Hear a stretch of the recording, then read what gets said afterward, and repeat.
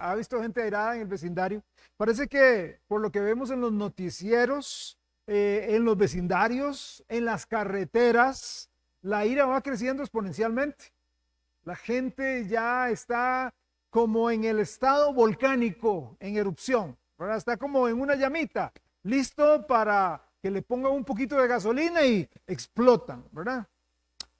Vamos a nuestra Biblia, Efesios capítulo 4, versículo 26. En Efesios, Pablo, escribiendo a la iglesia ahí en Éfeso, dice en el capítulo 4, en el verso 26, airaos, airaos. Eso dice Pablo. Enójense, es lo que está diciendo, pero no pequen.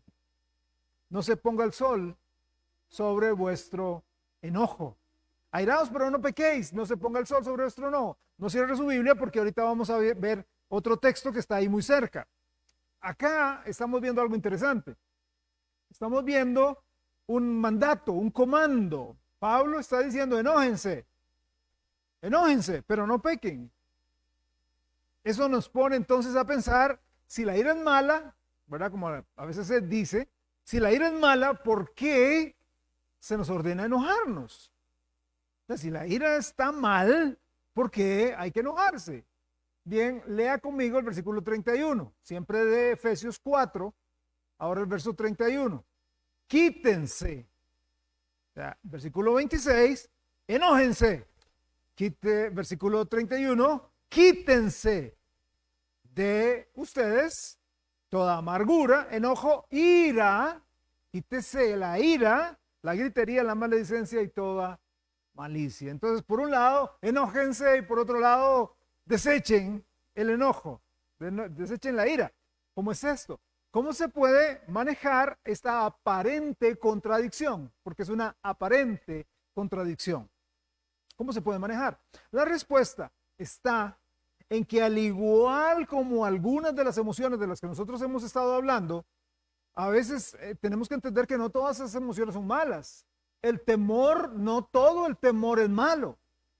Hay un temor bueno, hay un temor sano que me evita meterme en peligro, que me ayuda a pensar, a ser racional, y hay un temor que es malo, que es destructivo.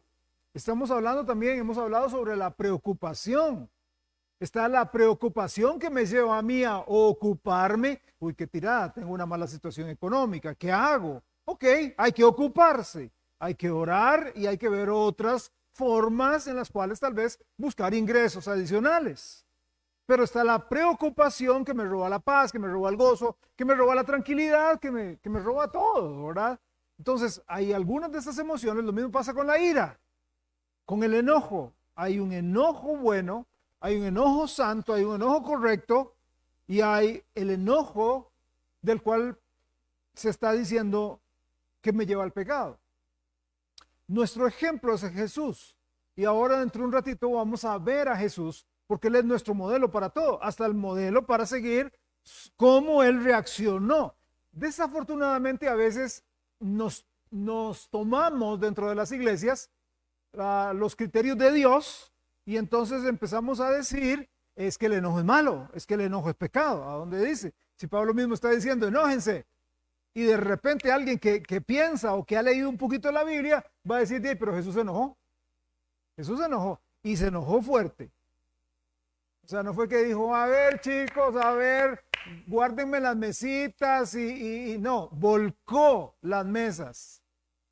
Se enojó, hizo un látigo, se enojó, bravo estaba Jesús.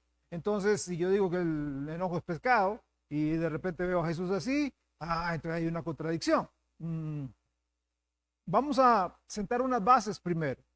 Como he dicho, a veces hay algunas terapias extrañas, ¿verdad? Que han dado algunos hombres, algunos humanos, donde se dice a la persona, bueno, si usted está enojado, si usted está frustrado, vaya entonces a un lugar y desahogue toda su ira, ¿verdad? Coja un palo y golpee un muñeco o vaya y grite en un cuarto vacío. Lo que pasa es que a veces a algunas personas no les da el tiempo, no les da el tiempo para ir a encontrar ese lugar y de repente terminan gritándole al que está delante terminan gritándole al que le pitó, terminan gritándole al que le metió el carro, ¿verdad?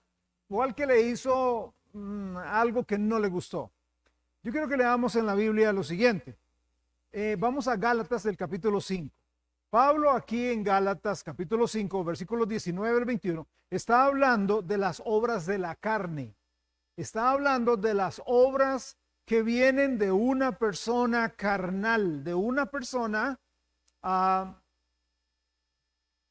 que no tiene a Jesucristo como Salvador o que está siendo dominada completamente por su carne y no por el Espíritu. Y dentro de estas cosas leemos, manifiestas son las obras de la carne. ¿Qué son? Nos encanta entonces, de repente como algunos creyentes, decir, sí, adulterio, fornicación, inmundicia, lascivia, idolatría, hechicería, enemistades. Pero ya luego cuando entramos a esa otra, ya la cosa cambia un poquillo. Pleitos con sus hijos, pleito con los suegros, pleito con los abuelos, pleitos entre parejas. Es una obra de la carne. Carnal. No carnal mexicano, ¿verdad? El carnal bíblico. Celos. ¿Y por qué a ese lo pusieron y a mí no? ¿Y por qué él sí sube y yo no? ¿Y por qué ella sí y yo no? Iras, contiendas, disensiones o divisiones, herejías, envidias, homicidios, borracheras, orgías y cosas semejantes a estas, acerca de las cuales os amonesto, como ya lo he dicho antes, que los que practican tales cosas no heredarán el reino de Dios. Iras. Ahí dice que una obra de la carne, una obra del control en mi vida de la carne, no del espíritu. Venir a la iglesia no denota que somos espirituales. No denota. Es el control del Espíritu de Dios todos los días, a cada momento, en cada situación y circunstancia, en el diario vivir, en el accionar, lo que me indica a mí si yo ando en el Espíritu o ando en la carne. Iras se refiere a arranques de cólera, a explosiones. Y Pablo está catalogando los arranques de ira como pecado. Así los está catalogando como pecado, como una obra de la carne, no del espíritu. Ay, pero es que así nací. Así quiere ser usted. Es que yo soy así, yo soy bravo, yo soy iracundo. Usted es así porque usted quiere ser así. Porque Dios cambia vidas si nos sometemos a Él. Dios transforma vidas si nos sometemos a Él. Vea Proverbios capítulo 29, versículo 11. Proverbios 29, 11. Dice así Proverbios 29, 11. El necio. Qué palabra más fuerte. Y no es necio dentro de nuestro vocablo tico, ¿verdad? No es el necio. Ay, no sea necio, Will, hombre. No se refiere a eso. Porque si usted va a otras porciones de Proverbios, hay una porcioncita muy fuerte donde dice el necio en su corazón, no hay Dios. O sea, el necio es aquella persona que no tiene a Jesús. Aquella persona que Dios no manda en su vida. Entonces, el necio da rienda suelta a toda su ira, mas el sabio al fin la sosiega. ¿Qué me está diciendo, pastor? Entonces que cuando yo me enojo y exploto y grito y tengo que hacer que la cosa suene, este púlpito está muy duro, necesito de esos huecos para que suene duro. Entonces el necio, me estoy comportando como un impío. Es como la ansiedad, ¿recuerdan? Cuando yo llego comiéndome las uñas delante de mis compañeros, ahora sí no sé qué hacer. ¿Y qué le pasa? Que veo tan demacrado, es que no sé qué voy a hacer, es que me van a cobrar la casa, es que voy a perder esto, es que el carro me lo van a quitar, ay Dios mío, ¿qué voy a hacer? Y ahí están las personas que no conocen a Dios diciendo, hey, pues no tienen Dios. Pues lo mismo es esto. Lo mismo es esto.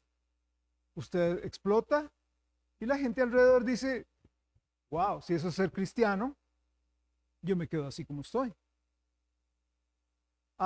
Santiago agrega en el Nuevo Testamento algo. Dice capítulo 1, versos 19 y 20, algo que, como digo, agrega a esta idea de Proverbios. Santiago 1 dice, por esto, mis amados hermanos, todo hombre sea pronto para oír, tardo para hablar, subráyelo, tardo para airarse. Porque la ira del hombre no obra la justicia de Dios. No es que yo tengo mi razón para enojarme, no, no la tiene.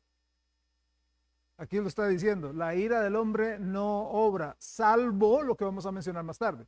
Salmo capítulo 37, Salmo 37, verso 8. Salmo 37, 8 dice, deja la ira, déjala, desecha el enojo, no te excites en manera alguna a hacer lo malo. Deja la ira, deja el enojo. ¿Qué quiso decir Pablo cuando dijo, enójense pero no pequen? ¿Recuerda Efesios? Airaos pero no pequéis. ¿Qué quiso decir Pablo con eso? ¿Cómo puede una persona enojarse sin pecar? La clave, como dije, está en la persona del Señor Jesucristo. Él nos lo muestra. En los evangelios nosotros podemos leer que Jesús se enojó y se enojó fuerte, muy fuerte. Pero no fue un acto de chicha, no fue un acto explosivo, no fue un arranque ahí de mala crianza, no es un descontrol, sino era una ira justa, era una ira contra algo que él había presenciado. Acompáñenme a leer San Juan capítulo 2, y veamos uno de los episodios cuando Jesús se enojó. Juan capítulo 2. Entonces, si usted o yo nos vamos a enojar, pues enojémonos por lo mismo que Jesús se enojó y entonces no vamos a pecar.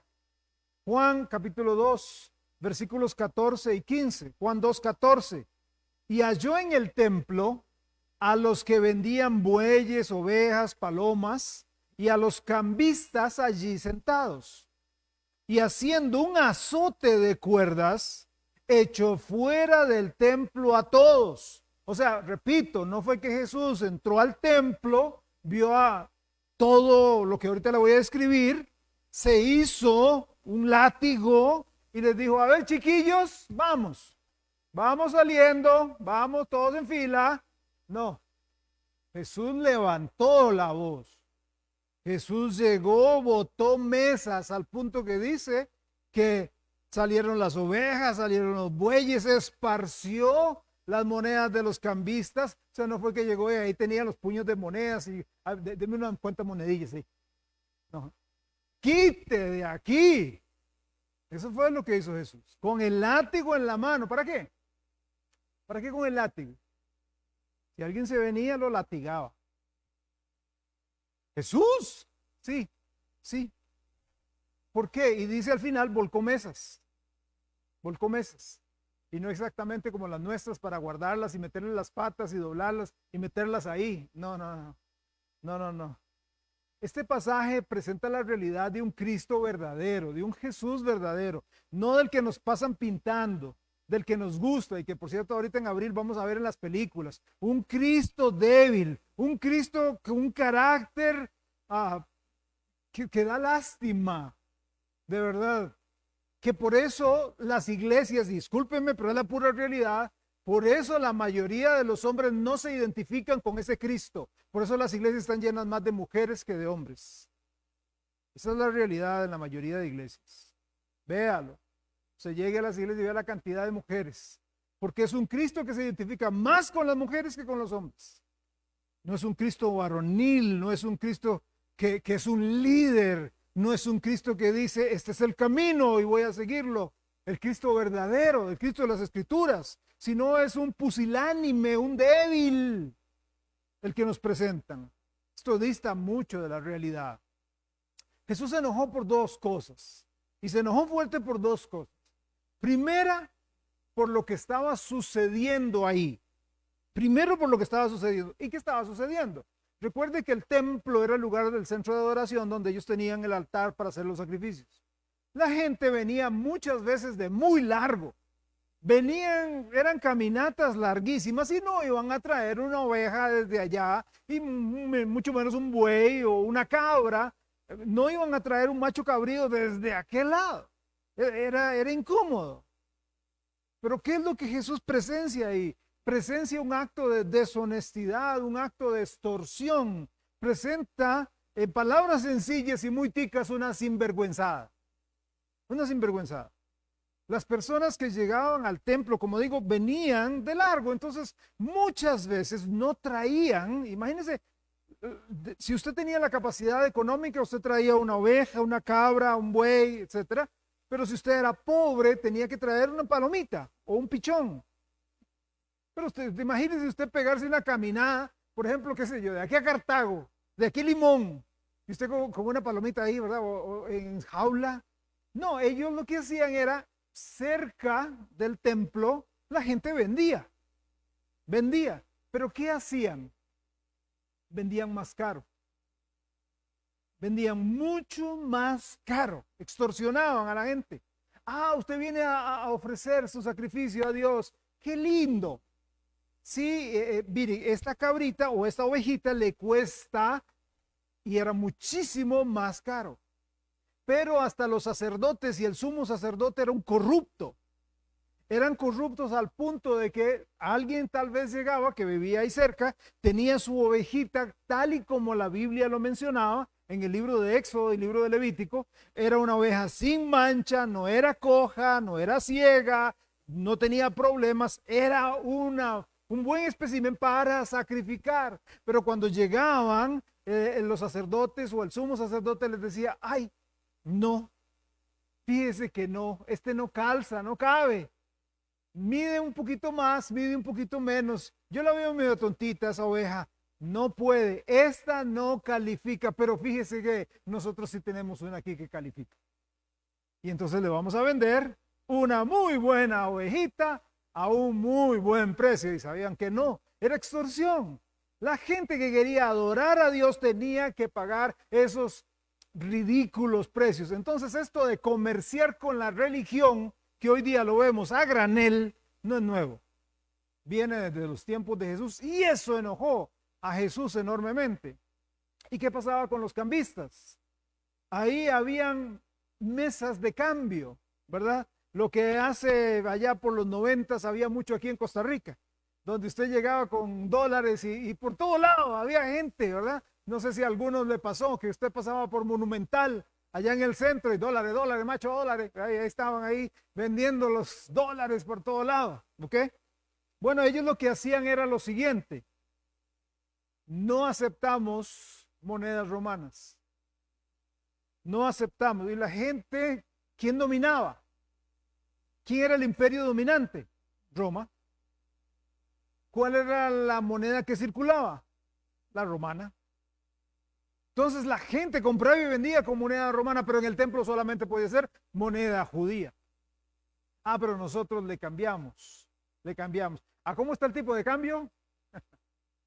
Bueno, no había banco central, el sacerdote y sumo sacerdote los ponía. Y ellos los subían. A beneficio de ellos, claro está. Entonces Jesús viene y dice, ¿cómo es posible que estén haciendo semejante sinvergüenzada? ¿Cómo es posible? Esta gente viene a adorar, esta gente viene a sacrificarle al Dios vivo, viene a dar su ofrenda con todo su amor, con todas sus ganas, con toda su pureza a Dios. Y estos sinvergüenzas están haciendo eso. ¿Cómo es posible que eso esté pasando? Por eso Jesús se enojó. Pero hay una segunda razón por la que Jesús se enojó. ¿Y cuál era? Dice que el Señor entró al atrio. El atrio de los gentiles, recuerde, era una tienda, ¿verdad? Y estaba todo donde la gente vivía. Luego entraban al atrio y ahí era donde los gentiles se les permitía entrar para adorar. No más de ahí. Era un patio grande. Entonces, si usted no era judío, usted podía entrar ahí y adorar a Dios ahí. Pero ¿qué estaba pasando? Que esta gente en el atrio de los gentiles había llenado con sus chinamos, con sus bazares, ese lugar. Y ya no había campo, como caminar ahí cerca del Mercado Central, en el centro de San José, ¿verdad? o en el de Heredia, de Alajuela no lo conozco, pero tanto. Pero usted va aquí, viene otra persona y no, chinamo aquí, chinamo aquí, chinamo aquí, vendedor de lotería, chinamo, y ahí va. Y usted tiene que caminar como así, ¿verdad? O sea, Jesús dice, este es el lugar que se hizo de adoración.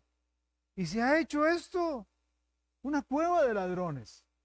Jesús se enojó por lo que estaban haciendo y por el lugar donde que era de adoración a Dios y le estaban faltando el respeto. Por eso Jesús se molestó, se indignó, se llenó de ira. ¿Cuál es la diferencia en la ira que mostró Jesús y la ira nuestra? La ira del Señor no tenía nada que ver con sus asuntos personales. No tenía nada que ver con lo que le dijeron ni con lo que hicieron, sino con lo que estaban haciendo hacia Dios. Ahí está la diferencia. Jesús se enojó por eso que estaban haciendo.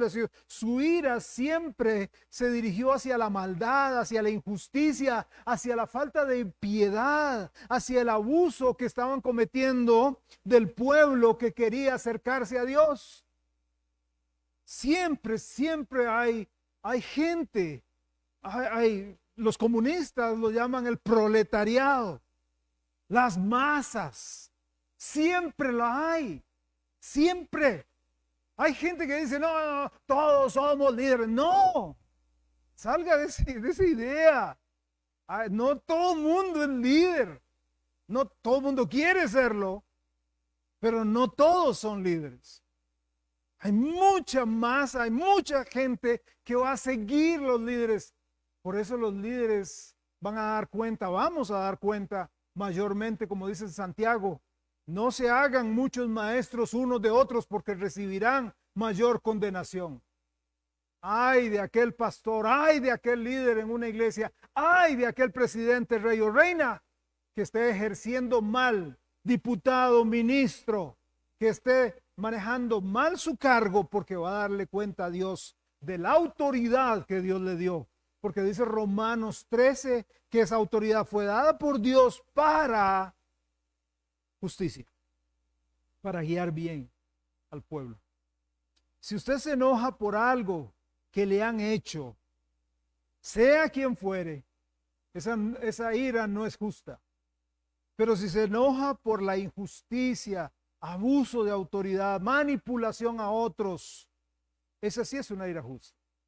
Si usted se enoja al ver a los falsos maestros o maestras lucrando, ridiculizando el santo evangelio de Cristo, haciendo mercadería de la gente, manchando la santa iglesia y lo expresa, no se queda callado, lo expresa, eso es ira justa.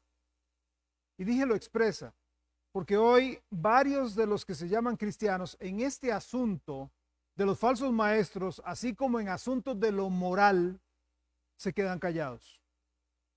Se quedan callados. ¿Qué opina usted de el homosexualismo y el lesbianismo? Bueno, mientras no le haga mal a nadie, es que así nacieron biológicamente, médicamente, científicamente, está comprobado que así no es. Hable con médicos, por favor. Podrá tener más cromosomas femeninos que masculinos, pero no, eso no hace a un hombre homosexual. Escogen. Cada uno escoge. Y cuando abrimos esos portillos, damas y caballeros, cuando abrimos esos portillos, se tienen que enfrentar lo mismo que se está enfrentando hoy por hoy en Finlandia, donde la gente dice, unos cuantos, fíjese que yo nací pedófilo. A mí me gustan los niños y las niñas.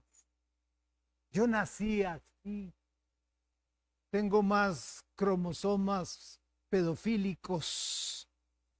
Entonces, y como nací así, yo puedo, bueno, mientras no le haga mal, ¿cómo no le haga mal a nadie? ¿Ve? Ahí es donde los cristianos no estamos callados.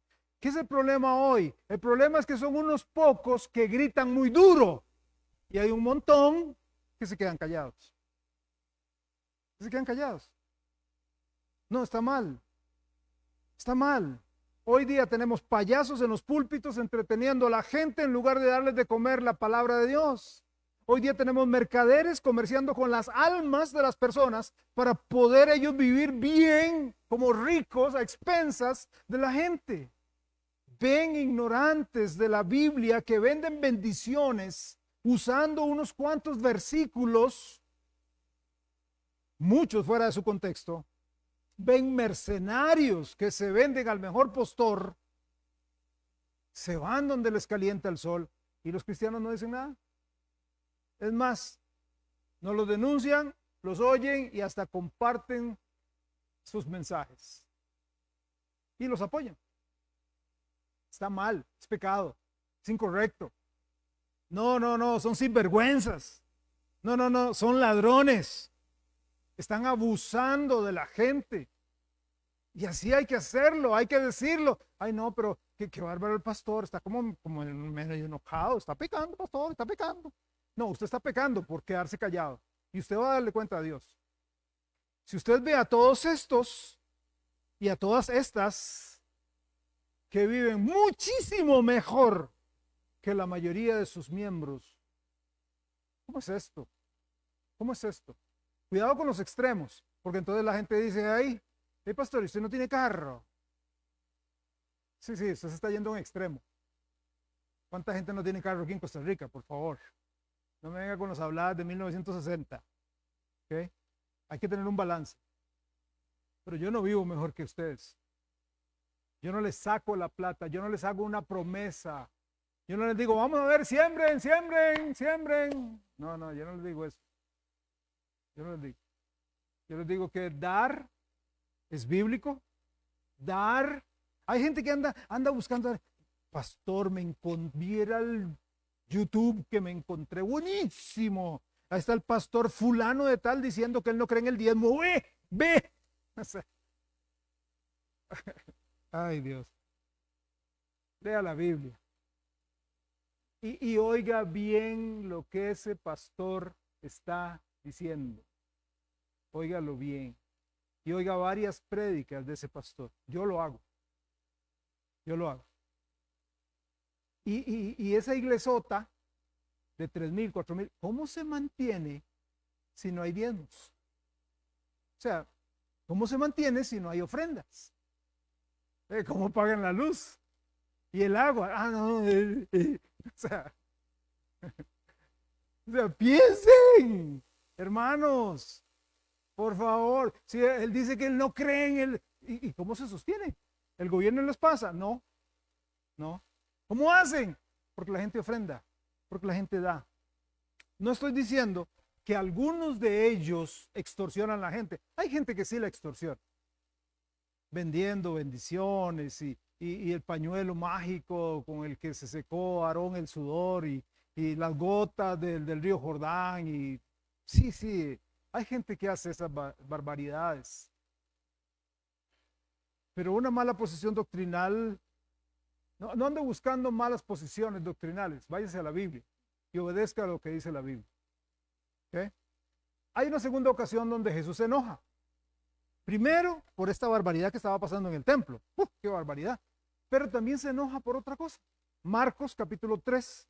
Aquí lo vemos. Una segunda razón por la que Jesús se enoja. Veamos la ocasión. Marcos capítulo 3. Por cierto, mientras usted lo busca, estoy emocionado porque estoy estudiando el Evangelio de Marcos para enseñarlo. Una vez que terminemos esta serie de lecciones, vamos a enseñar Marcos. Voy a enseñar Marcos.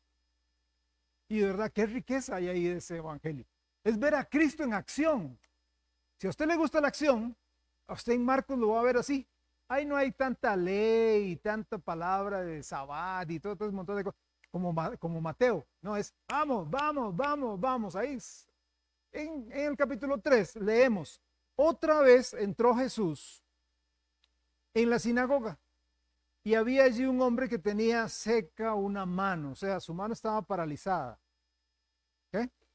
Y le acechaban para ver si en el día de reposo le sanaría, al fin de poder acusarle.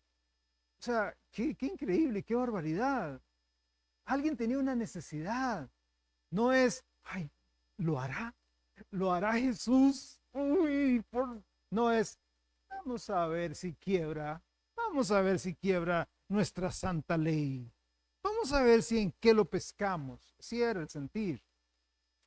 Versículo 3, entonces dijo al hombre que tenía la mano seca, levántate y ponte en medio. Me encanta, Señor.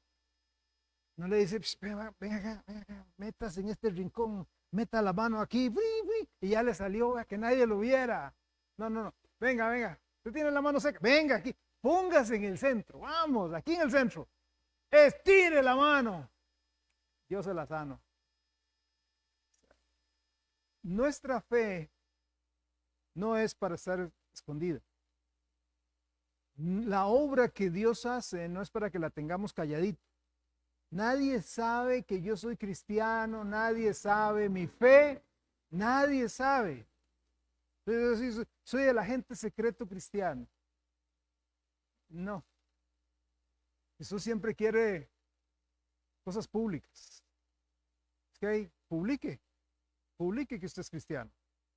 Dice versículo 4, y les dijo, ¿es lícito en los días de reposo hacer bien o hacer mal, salvar la vida o quitarla? Pero ellos callaban. No, o sea, dígame una cosa, ¿es bueno hacer bien? Me puso entre la espada y la pared. ¿Cuál es la respuesta? ¿Es bueno dar la vida o quitarla? ¿Cuál es la respuesta? Claro, es bueno. No, me quedo callado. Entonces aquí viene, versículo 5. Mirándolos alrededor con enojo, entristecido por la dureza de sus corazones, dijo al hombre, extiende tu mano, y la extendió y la mano le fue restaurada sana. Jesús se enojó. ¿Y por qué se enojó? Se enojó por la dureza del corazón. No entendían el espíritu de la ley, no entendían la importancia de la misericordia. John Stott, un escritor cristiano, nos dice que en la vida hay campo para la ira justa, para la ira santa, enojarse con el mal, no tolerarlo, airarse contra el pecado y no ser indiferente. ¿Quiere enojarse? ¿Quiere enojarse? Enójese por el pecado que usted comete contra el Dios santo. Enójese. Vaya, siéntese ahí al borde de su cama, siéntese ahí en la mesa de su escritorio y diga, qué bárbaro yo, ¿por qué estoy mintiendo? ¿Por qué estoy engañando? ¿Por qué estoy viendo pornografía? ¿Por qué estas más palabrotas que salen de mi boca? ¿Por qué trato a mi esposa así? Enójese con eso. Enójese con eso. Hay una clase de ira que es correcta, pero muchas veces la mayoría de los arranques de ira que tenemos no tiene respaldo en la Biblia, no tiene la bendición de Dios jamás. La ira pecaminosa es con la mayoría de nosotros. Nosotros tenemos que lidiar con esa ira pecaminosa, ¿sí? Ahora, ¿cómo lidiar? Vamos aterrizando. ¿Cómo lidiar con el gigante de la ira? ¿Cómo lidiar? Yo sé que hay gente que son un pan de Dios. Son dulces. Esos pan dulces que hay, ¿verdad? Qué ricos son. Hay gente que es tranquilo. Pero hay algunos que no somos así. Hay algunos que no somos. Entonces, ¿qué hago? ¿Qué hago? Bueno, número uno, no alimente. No alimente la ira. No la alimente. No la alimente.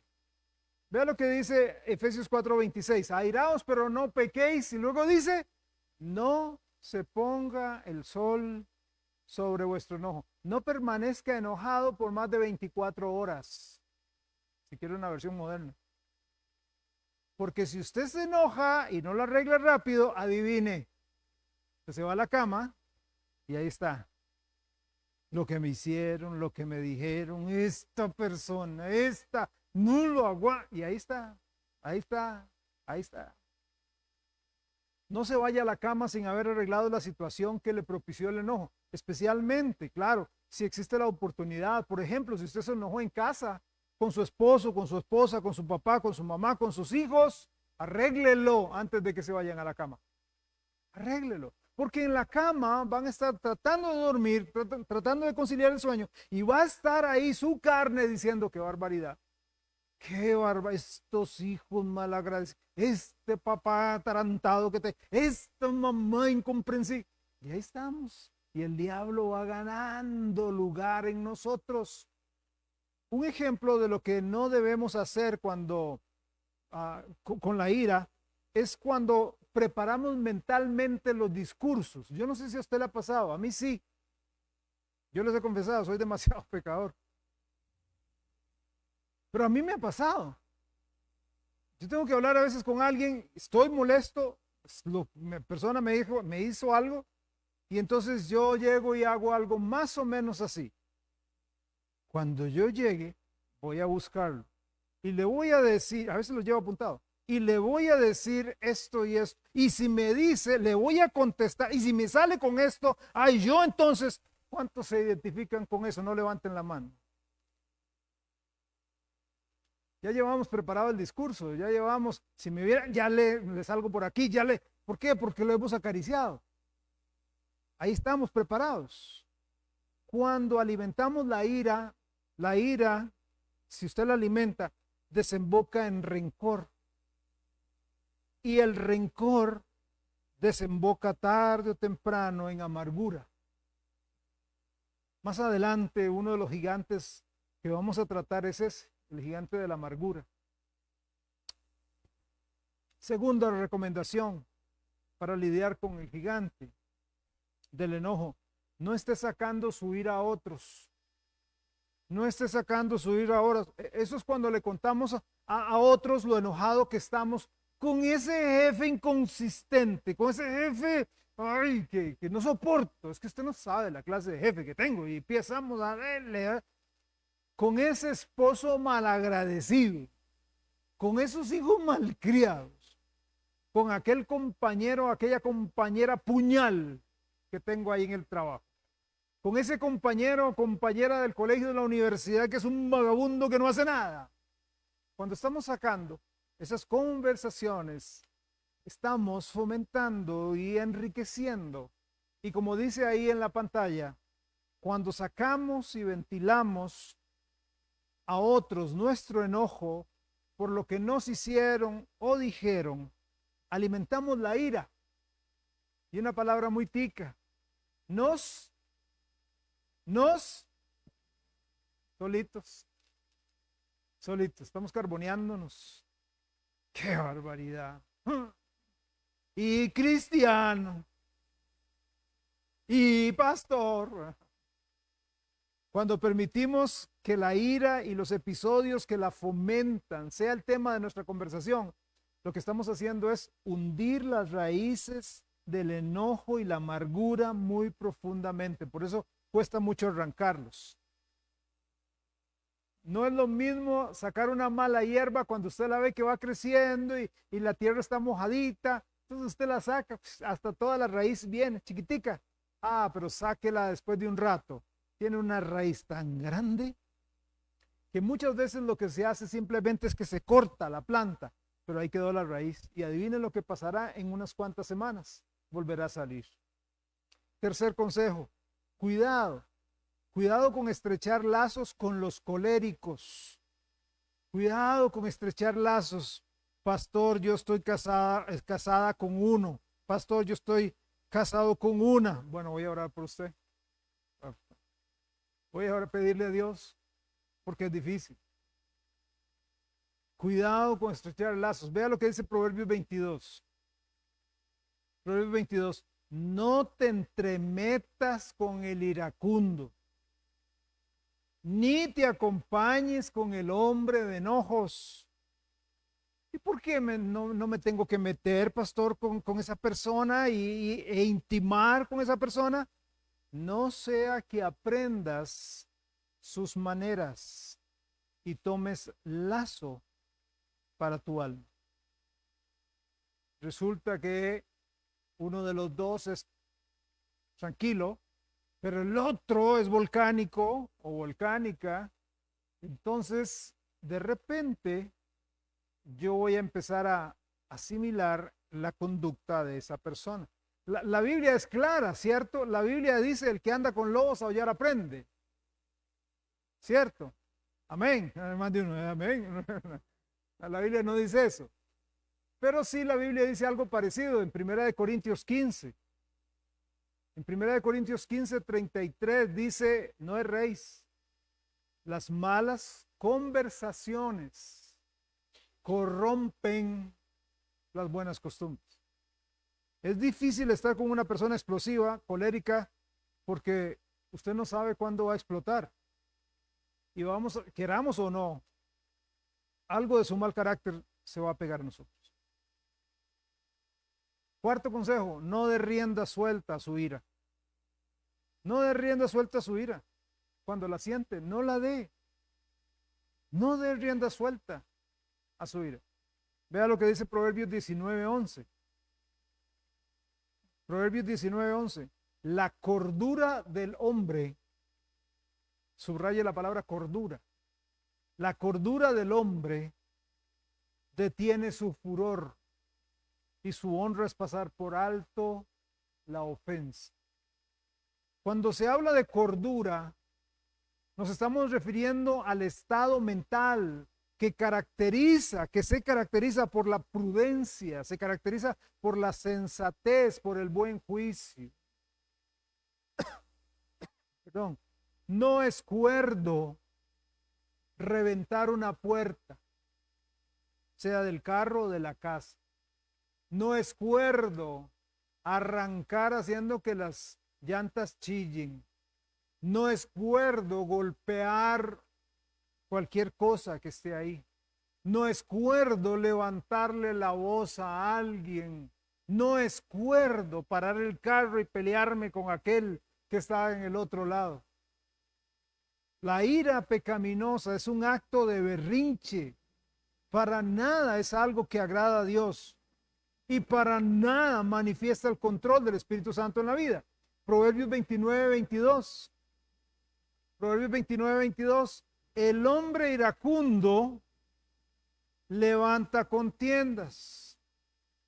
O sea, usted está enojado y viene otra persona más malcriada y empieza a decirle, ¿qué dice usted? Ay, no, ya aplaqué mi ira. No, usted se enoja. Entonces aquí el que grita más fuerte. El hombre iracundo levanta contiendas y el furioso, ¿cuántas veces peca? Muchas veces.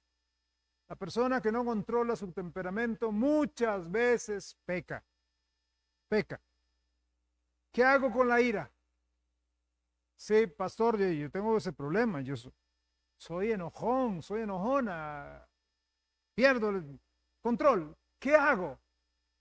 Dos consejos. Uno, si usted se enoja, responda con amor. Si usted se enoja, si alguien lo amenaza, si alguien amenaza a dañarlo, sienta compasión. Si hay una persona que le está buscando lo malo, siempre tratando de ver lo malo, siempre le está viendo el punto negro, siempre está, téngale compasión, pobrecillo. Qué lástima. Pobrecito, pobrecita. O sea, revierta la ira. Lo que usted siente, reviértalo. Proverbios capítulo 25. Pablo en el Nuevo Testamento cita este texto que vamos a leer ahorita en Proverbios. Pero en Proverbios 25, 21 y 22 dice, si el que te aborrece tuviere hambre, pégale una pedrada. Esa es la versión moderna. No le hables, vuélvale la cara, sáquele la lengua, ignórele, cambie de lugar, cambie de acera, no vaya a la misma iglesia. Eso es lo que dice el texto moderno. Pero la Biblia dice, si el que te aborrece tuviera hambre, dale de comer pan. Si tuviera sed, dale de beber agua. Porque ascuas amontonará sobre su cabeza y Jehová te lo pagará. ¿De quién esperamos la retribución? Del Señor. Bueno, Pablo, ¿qué nos dice? Romanos capítulo 12. Pablo nos agarra el texto de Proverbios y nos dice así, Romanos 12:20. Así que si tu enemigo, ese que le causa mal, ese que es un puñal, ese que está buscando su cabeza como de lugar. Tuviere hambre, dale de comer. Si tuviere sed, dale de beber. Pues haciendo esto, ascuas de fuego amontonarás sobre su cabeza. No seas vencido de lo malo. Ese Hulk que usted tiene dentro de sí, que no lo venza, que no lo venza, sino vence con el bien el mal. ¿Qué significa amontonar ascuas? Esa era una costumbre antigua. Algunos dicen que data desde los egipcios.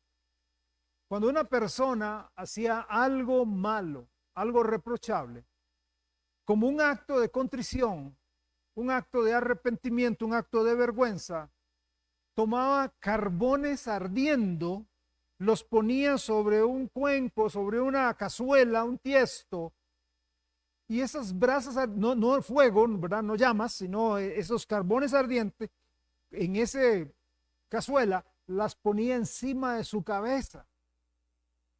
Era muy doloroso, pero era una forma de mostrarle a la gente el dolor que él sentía por lo que acababa de hacer.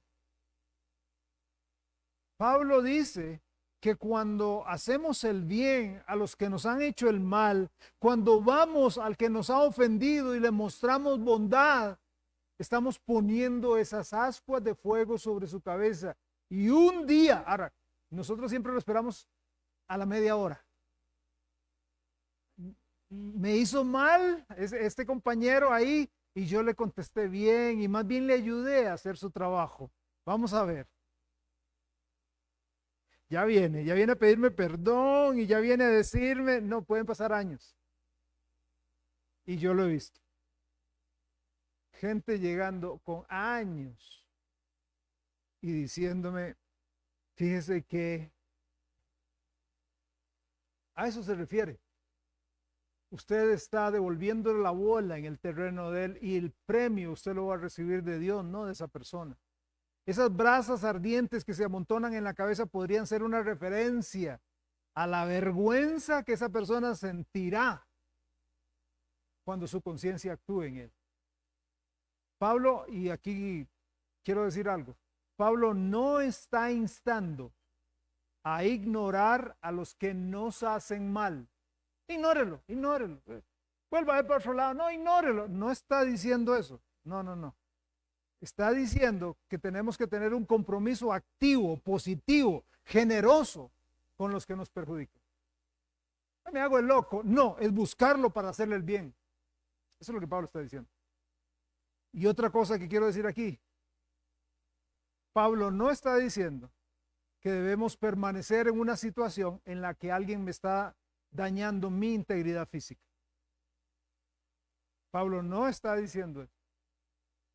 Yo repito, a veces el púlpito se utiliza de una manera muy mala, equivocada, errada. Hay pastores que han enseñado a señoras que están siendo agredidas físicamente por sus maridos a que, hermana, como dice la palabra, sométase, siga y el Señor va a cambiarlo. ¿Cuál va a cambiarlo? Nada.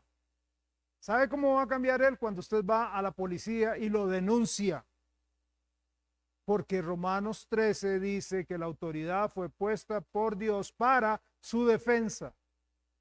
Y si un hombre agrede a una mujer, es un acto de cobardía de parte de él, y Dios puso a la autoridad para defenderlo. Entonces vaya y denúncielo. Ay, pero ¿cómo? Pero, y el amor, no baraje la Biblia mal. La autoridad está puesta para protegerlo a usted. Si alguien está afectando su integridad física, busque no vengarse, no enojarse, no odiar, sino seguir los lineamientos correctos para su protección. Eso es lo que debe hacer, porque de lo contrario la gente muchas veces lo que hace es mantener una relación insana, mala, fea, horrible. ¿Cómo es que la palabra que usan hoy? Tóxica, una relación tóxica. Tóxico, vergonzoso, pero no está bien, no está bien. ¿Cómo invertir? Veamos el siguiente punto. Someta su temperamento a Dios. Si usted sabe que tiene un problema con carácter, si usted sabe que usted es explosivo, apenas se levanta, dígale, Dios, me vengo levantando. O sea, usted está acostadito ahí, acostadita, y se abra los ojos y usted dice, Señor, yo te quiero pedir que controles mi carácter en este día. Desde ya, antes de incorporarme y poner mis pies ahí en el suelo, Señor, que hoy controles mi carácter, aquí en el taller, en la fábrica, en el bus, en el carro, donde sea. Dios, controla te someto mi carácter. Y luego llene su mente con la palabra de Dios. Llene su mente con la palabra de Dios. La Biblia va a dominar sus impulsos. Ella tiene el poder para transformar a cualquier persona. Transformó a Juan y a Jacobo en la Biblia, hijos del trueno. Transformó al guerrillero Simón el celote, asesino de romanos. Lo transformó. Ha transformado hombres y mujeres, pero buscaron la palabra. Ponga la Biblia en la mente. Hay una serie de versículos ahí. Vean, no es automático. Ay, ya escuché la prédica de la ira del pastor, qué bueno. Y escuché dos más, una de Charles Stanley y otra de Adrian Rogers sobre la ira. No, ya nada. Ya nada, no se engañe. Mucha gente se engaña. Me metí 2 semanas al gimnasio y véame. 2 semanas no le hacen nada a usted. Hay que estar. ¿Tiene problemas de ira? Vamos, agarre esos versículos, memorícelos, léalos, escríbanlos. Proverbios 15:1, la blanda respuesta, quita la ira, mas la palabra áspera hace subir el furor. Proverbios 15:18, el hombre iracundo promueve contiendas, mas el que tarda en airarse apacigua la rencilla. Proverbios 29:11, el necio da rienda suelta a toda su ira, mas el sabio al fin la sosiega. O sea, yo pegué 4 gritos, me estoy comportando como un necio. Proverbios 12:16, el necio, sí. Proverbios 12:16, el necio al punto da a conocer su ira, mas el que no hace caso de la injuria es prudente. Proverbios 14:29, el que tarda en airarse es grande de entendimiento, mas el que es impaciente de espíritu enaltece la necedad. Proverbios 16:32, mejor es el que tarda en airarse que el fuerte, y el que se enseñorea de su espíritu que el que toma una ciudad. Y en Gálatas 5:19, recuerda, manifiestas son las obras de la carne, ¿qué son? Y empieza toda la lista. Y cuando llega al versículo 22 dice, mas el fruto, la evidencia de que yo soy espiritual no es que yo fui al culto el domingo. El fruto del espíritu se ve más bien afuera de aquí. Cuando estoy en el trabajo, en la U, en el colegio, en la calle, con mi novia, con mi esposo, esposa. El fruto del espíritu es amor, gozo, paz, paciencia, benignidad, bondad, fe, mansedumbre y dominio propio, templanza. Qué ganas de agarrar ese pescuezo y ahorcarlo. Dominio propio. No está bien, no voy a actuar como un necio. Dios controla. La victoria en la vida cristiana sobre los vicios, sobre las costumbres, sobre los hábitos, sobre las adicciones, no es automática, no baja del cielo sin pelear. Hay que tomar las armas espirituales para vencer la carne. Y quiero dar un último consejo. ¿Ok? Reviértala, no la ignore, atáquela con la palabra de Dios. Y número 3, busque apoyo. Busque apoyo. Busque apoyo en un cristiano maduro, en un cristiano espiritual que camine con Dios. Celebremos la recuperación, vasijas, celebremos la recuperación. Este ministerio que está empezando ahorita es una muy buena opción. Cuando usted dice, tengo problemas, he intentado eso, aquí tengo un ministerio que me puede ayudar, que puedo entrar con confianza y me va a ayudar para manejar algunas situaciones de mi vida. No necesariamente tiene que ver con, porque a veces pensamos, celebremos la recuperación, sí, de las drogas, del alcohol, no necesariamente, de la ira descontrolada, del temor sin razón y de un montón de problemas más. Y voy a decir una cosa ya para terminar, y se lo voy a decir con todo mi corazón, y es muy importante, por favor, que usted lo escuche. Hay ocasiones, si usted dice, pastor, yo lo he intentado. Yo he intentado memorizar la Biblia, yo he intentado orar, yo he intentado, y soy consciente y soy constante de eso. Hay gente que dice, yo no tengo ese problema. Bueno, pregúntele primeramente a la persona que vive con usted. Pregúntele a su esposa o a su esposo o a sus hijos. Honestamente, ¿tengo problemas de ira? Pregúntele. Pregunta. La persona le va a decir, se va a ser honesto. Sí, sí, sí. A veces usted se enoja y a todos nos da miedo. Okay, tiene problemas de ira, entonces. Siga los pasos que yo le di. Si usted dice, no he podido, no puedo, no puedo, entonces quiero decirle, busque ayuda médica. De repente, entonces, aquí es donde la gente se le paran los pelos y dice, ¿qué? ¿Qué? Que busque un loquero.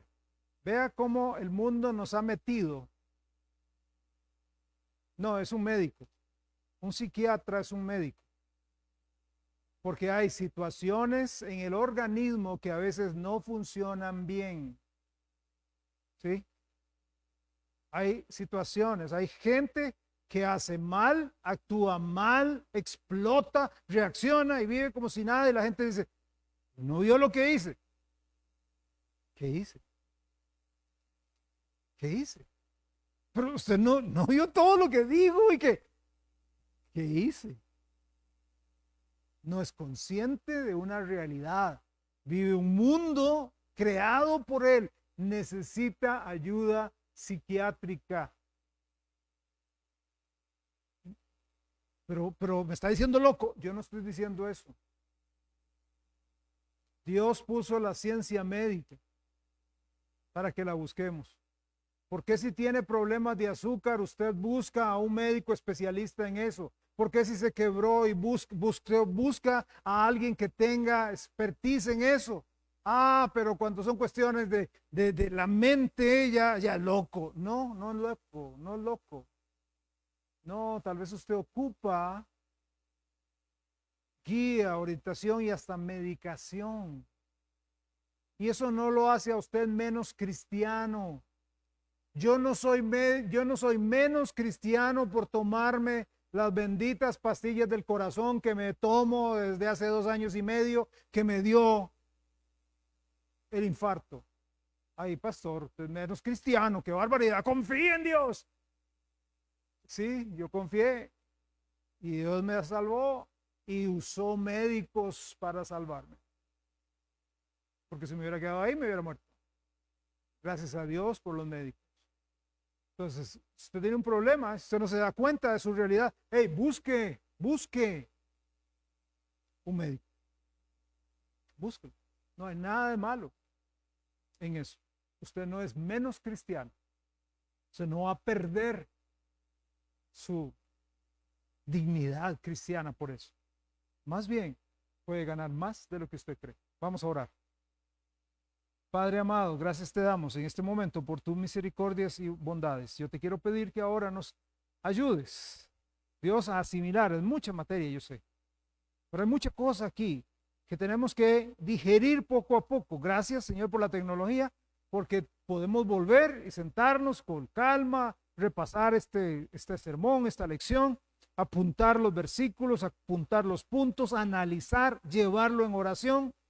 Señor, ayúdenos. Ayúdenos, por favor, a ver las cosas tal y como son. No nos hagas esconder la cabeza, no nos hagas mirar para otro lado, que nosotros nos analicemos. Te lo pedimos en el nombre de Jesús. Amén. quiero llamar a los hermanos asignados para recoger las ofrendas, si son tan amables.